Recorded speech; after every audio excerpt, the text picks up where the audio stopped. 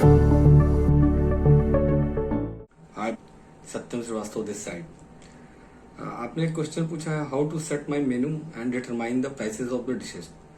मैं ऐसा एज्यूम करके चल रहा हूँ कि आप क्लाउड किचन बिजनेस में आ रहे हो और केएफसी की तरह एक आउटलेट बनाना या ब्रांड बनाना चाह रहे हो, जिसमें आप फ्राइड चिकन से रिलेटेड आइटम रखना चाहते हो। फर्स्ट ऑफ ऑल, अगर आप मेनू की बात करते हो क्लाउड किचन बिजनेस की, मैं दोनों को अलग करके भी बता दूंगा आपको, लेकिन मैं फ्राइड चिकन क्लाउड किचन को पहले फोकस करता हूँ। अगर आप क्लाउड किचन बिजनेस में आ रहे हो, मेनू शुरुआत में बहुत बड़ा मत रखिए। मेन्यू का साइज छोटा रखिए, 10 to 15 आइटम्स। 10 हो तो बहुत बढ़िया, अगर बहुत ज्यादा जरूरी है तो आप 5 कॉम्बो बना सकते हैं। दूसरी चीज, अगर मतलब कॉम्बो, जितना ज्यादा अच्छा कॉम्बो आप बनाओगे वो आपके लिए बेहतर होगा। कॉम्बो हमेशा से अट्रैक्ट करता है हर किसी को, मतलब यंगस्टर हो, बच्चे हो, या उन लोगों को कॉम्बो, और आपका टारगेट कस्टमर जो होगा वही होंगे, बच्चे और यंगस्टर ही होंगे। तो आप ज्यादा अच्छा कॉम्बो बनाए, उस कॉम्बो में आप और कोशिश कीजिए कि जितने ज्यादा कोल्ड ड्रिंक के, ठीक है, और अगर उसमें कैन आप जोड़ सकते हो, कोल्ड ड्रिंक के कैन जो आते हैं कैन वाले, उसको अगर आप लेते हो तो ज्यादा बेहतर होगा। और उसको बढ़िया, और उस मेनू में आप इस बात का ज्यादा ध्यान रखिए कि 10 to 15 आइटम जो मैं कह रहा हूँ ये फिक्स नहीं है, ऐसा नहीं है कि मतलब फिक्स रहेंगे। आप वीकली उसको रिव्यू करते जाओ। वीकली एक बार आप देखो कि कौन सा आइटम मेरा नहीं बिक रहा है या नहीं चल रहा है, जिसके कस्टमर कम आ रहे हैं।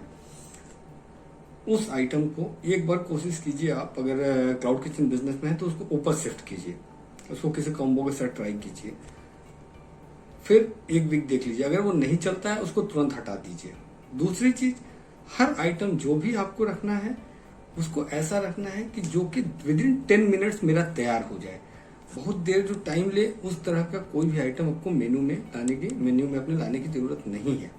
ठीक है, ये हो गया। अगर आप मतलब डाइनिंग की बात कर रहे हैं क्लाउड किचन के अलावा, अगर आपके पास वहां भी कस्टमर आएंगे, ठीक है, तो उस केस के लिए भी आपको यही चाहिए कि आइटम का अगर बहुत ज्यादा हो, मेन्यू सिंगल पेज या डबल पेज, एक साइड में आपके सारे आइटम हो, उसके पीछे आप कॉम्बो बना के रख सकते हो। उसमें भी आप बहुत ज्यादा लेके मत चलना। मैं यही सजेस्ट करूंगा कि 20-30 आइटम से ज्यादा, अगर आप मतलब डाइनिंग की बात कर रहा हूँ, अगर आपका ब्रांड ऐसा है जिसमें आप डाइनिंग भी देने जा रहे हो, तो 20 to 30 आइटम ये सफिशियंट है। उससे ज्यादा आप ऊपर मत जाइएगा मेन्यू पे। और इसमें भी कॉम्बो पे ज्यादा फोकस करना है। कॉम्बो आइटम जितने ज्यादा होंगे, ठीक है, उस पर फोकस कीजिए। और अगर आप वेज आइटम ला रहे हैं इसमें किसी में भी, ठीक है, तो उसको ज्यादा अट्रैक्टिव बनाने का तरीका ये होता है कि वेज आइटम को हमेशा कहीं भी चिकन आइटम वाले कॉलम में मत डालिएगा। मतलब बहुत लोग करते हैं कि अगर मैं चिकन बर्गर है तो उसी के नीचे आपने वेज बर्गर डाल दिया, तो देखिए कस्टमर की साइकोलॉजी होती है, उसको लगता है कि भाई यहाँ पे, लेकिन आप उसको एक अलग ही बना दीजिए तो उसको लगता है कि अच्छा ये सेपरेट किचन होगा, उसके दिमाग में ये बात जाती है। तो इस चीज का ज्यादा ध्यान रखना है। उम्मीद है मैं आपके इस पहले सवाल का जवाब दे पाया। दूसरी बात, आपने कहा है प्राइस कैसे सेट करना है, तो मैं क्लाउड किचन को ही पहले फोकस कर रहा हूँ। देखिए, जो भी आप प्राइस हो, अगर मान लीजिए कि आपने अपने एक आइटम, किसी भी आइटम को पकड़ लेते हैं, उसकी कॉस्टिंग आपकी जो आ रही है वो 50 रुपीज अगर आ रही है कॉस्टिंग, मैं एक चिकन फ्राइज की बात करूँ, किसी भी चीज की आपकी जो प्राइसिंग आ रही है वो आ रही है 50 रुपीज। अगर आप क्लाउड किचन बिजनेस में आ रहे हो तो उसमें आप प्लस 28% आप जोड़ देना। 28% क्या होगा, 22% ये कमीशन जाता है स्विगी जोमेटो को, और 5 to 6% जो जीएसटी है वो जीएसटी होगा। तो 28% आप जोड़ लेंगे। उसके बाद आपको अगर ऑफर चलाना है तो उस प्राइस को जस्ट डबल कर दीजिए। अगर 50% ऑफ आप चलाना चाह रहे हैं तो सपोज कीजिए, मैंने बात शुरू की थी प्राइस पे 50 रुपीज का अगर कॉस्टिंग आपकी आ रही है, 50 रुपीज में आपने प्लस 14 और जोड़ दिया, 28% मैंने कहा था, 14 आपने और जोड़ दिया, वो हो गया 64। ठीक है, अगर आपको प्लेटफॉर्म पे स्विगी जोमेटो पे आना है तो अधिकतर वहां पे आपको डिस्काउंट चलाने ही पड़ते हैं, और जो डिस्काउंट होते हैं वो रेस्टोरेंट ही अपने पास से देते हैं। बहुत कम ऐसे मौके आते हैं जब ब्रांड पे की तरफ से यानी कि जोमेटो और स्विगी की तरफ से भी कुछ आता है कि ठीक है 20% हम दे रहे हैं 30% आप दे दीजिए, ऐसा करके वो बहुत ज्यादा नहीं होता, कभी कभी होता है किसी मैच, जब अभी जैसे मैच का सीजन चल रहा है तो उस समय होता है, कभी कोई फेस्टिवल चल रहा है या कभी इस तरह का, तो आप अपना पहले ही खुद से कि मैं 50% अगर ऑफ मेरे को चलाना है, और ये रेगुलर बेसिस पे। देखिए प्राइस आपको एक बार सेट करना है और उस पे आपको इस बात का ध्यान रखना है कि मेरा प्राइस ये है, मैं आपको डिस्काउंट इस पे इतना दे रही हूँ या दे रहा हूँ। अब अगर हम लोग 50 रुपए से लेके चले थे कि एक प्राइस की मैं बात कर रहा था, उसमें पहले अगर आपकी कॉस्टिंग के बाद जो आपको प्रॉफिट जोड़ना है जोड़ लीजिए, ठीक है। सपोज कीजिए आपने उस पर 10 रुपीज का ही प्रॉफिट लिया या जो भी लिया, ठीक है, तो आपको कॉस्टिंग प्लस प्रॉफिट प्लस 28% लेके चलना है।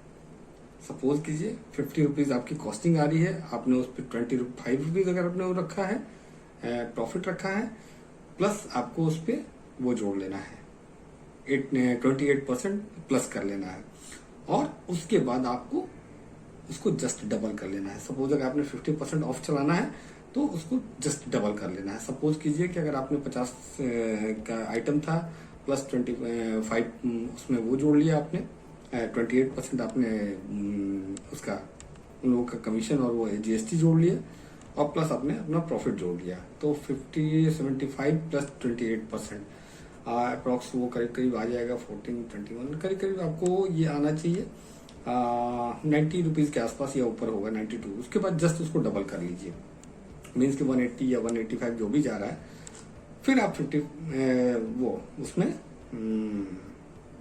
डिस्काउंट जो है वो अप्लाई कर दिए 50%, मतलब कस्टमर को जो दिखेगा 50% डिस्काउंट के बाद जो आपका प्रॉफिट, मतलब प्रोडक्ट की कॉस्ट प्लस आपका प्रॉफिट और जो जीएसटी है उसके साथ उसको दिखेगा। और जब आप क्लाउड किचन में हैं तो जोमेटो और स्विगी दोनों आपको वहां पर पैकेजिंग का देती है, तो आप अपने प्रॉफिट में से चाहे तो थोड़ा सा कम करके पैकेजिंग में वो पैसे अलग से दिखा सकते हैं, या चाहे तो आप नहीं भी दिखा सकते, दोनों डिपेंड करता है कि अगर आपको लगता है कि नहीं मेरे पैकेजिंग का कॉस्ट मेरे को अलग से चाहिए, तो आप वहां पर ऑप्शन आता है, वहां पर पैकेजिंग का कॉस्ट अलग से दिखा सकते हैं। और अगर नहीं चाहते हो तो आप इसी में इंक्लूड कर सकते हो। अगर इंक्लूड करते हो तो मेरे हिसाब से ज्यादा बेहतर होता है, इसलिए कि कस्टमर को लगता है कि मैं उसका भी पैसा अलग से, कस्टमर 2-2 रुपए 3-3 रुपए 4 रुपए 5 रुपए भी कैलकुलेट करते हैं। अगर आप जब फाइनल बिल अमाउंट आता है तो 90% कस्टमर ये देखते हैं कि अच्छा ये तो मेरे से एडिशनल पैकेजिंग चार्ज भी चार्ज कर रहे हैं, ठीक है। अब उसके बाद अगर हम लोग चलते हैं नेक्स्ट, अगर आप इसको उसमें ले जाना चाह रहे हो मतलब डाइनिंग के लिए, तो डाइनिंग वाले में भी आप यही स्ट्रेटेजी इस्तेमाल करना आपको हमेशा सही रहेगा। मीन्स के डिस्काउंट कस्टमर को ऑफर दिखना चाहिए। कस्टमर क्यों आता है? आपके पास ऑफर देख के, और नो डाउट खाने की क्वालिटी तो है ही, तो आप सेम चीज वहां भी अप्लाई करना जो भी है। उसके बाद आप उसमें एक चीज सिर्फ ये कर सकते हो कि जो डाइनिंग वाले कस्टमर है उनको आप 28% जो आपका होता है उस 28% को एडजस्ट कर सकते हो। जीएसटी मतलब उसमें आप 22% तो हटा ही सकते हो, क्योंकि वहां पे आपको कमीशन नहीं देना है, तो वो थोड़ा सा कस्टमर के लिए ज्यादा अट्रैक्टिव होगा। डाइनिंग में आपको थोड़ा सा अगर उनको प्राइस कम करके दे रहे हो, वहां पे आपका 22% ये चीज कम हो जाती है। तो उम्मीद है मैं आपके सारे सवालों का जवाब दे पाया हूँ, और आपको मैं फिर से आगे आपके बिजनेस के लिए बेस्ट ऑफ लक कहता हूँ। Thank you, thank you, thank you.